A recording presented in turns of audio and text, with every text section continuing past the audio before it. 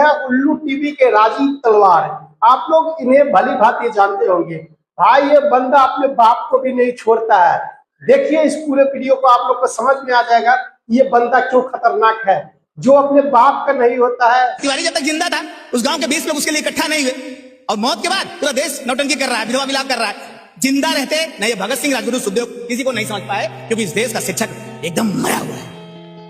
अगर ये देश जिंदा नहीं होगा तो इस देश के लोग हमेशा परेशान रहेंगे। कभी मेरा बच्चा, कभी आपका बच्चा, कभी मेरे पिताजी, कभी आपके पिताजी, हमेशा यही होगा। और इस देश को अगर कोई जिंदा कर सकता है तो इस देश की मूर्ख जनता, नपुंसक जनता, कायर जनता, इसको मर्द बनना ही पड़ेगा। लाखों राजीव तलवार, लाखों सोनम वांगचुक, लाखों भगत सिंह पैदा करना ही पड़ेगा। कोई चारा नहीं है। बिना मरे बलिदान दिए हजारों राजीव तलवार जब तक नहीं मरेंगे, सोनम वांगचुक नहीं मरेंगे, भरत कुमार नहीं मरेंगे, ये देश जिंदा नहीं। भारत के सारे लोगों को गांडू कहते रहते हैं, गालियां देते रहते हैं, ऐसा क्यों करते हैं? वो गाली नहीं है, वो एक काम करने का तरीका है। और इस गाली के रहस्य को वही समझ सकता है जो कम से कम 10 रुपया महीना, 1 लाख या 100 रुपया महीना देगा, नहीं तो कभी नहीं समझ पाएगा। आप 2027 में राष्ट्रपति बन रहे हैं। राष्ट्रपति बनना है? अरे यार राजीव तलवार को ही राष्ट्रपति बनना चाहिए। पार्टी का गुलाम कैसे राष्ट्रपति बनेगा? आजादी से लेकर तक पार्टी का गुलाम, पार्टी का गुलाम, party party party party party party देश है क्या? इतनी सी बात इस देश की शिक्षा को नहीं समझ पाती है।